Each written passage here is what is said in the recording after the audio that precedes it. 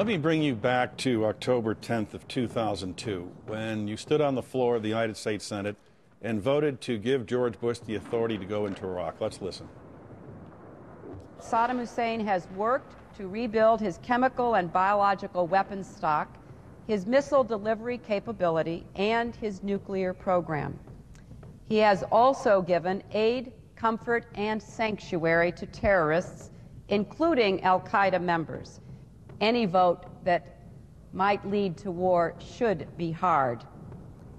But I cast it with conviction.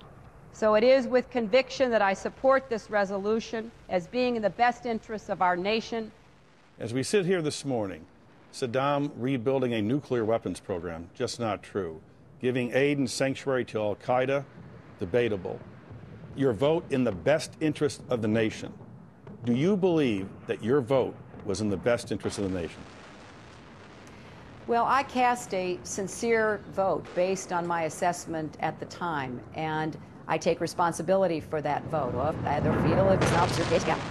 I take responsibility for that vote.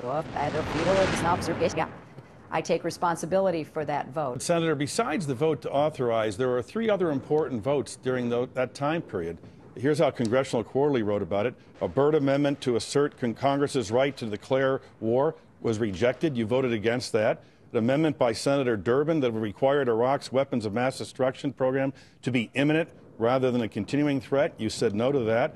And an amendment by Carl Levin that would allow Congress to vote on authorizing force only after President Bush had exhausted all options with the United Nations, more diplomacy. You voted no on that. You seemed very determined at that time to march to war. Is it fair to say that the most important vote you cast in the Senate, in your own words, on authorizing the war in Iraq was wrong?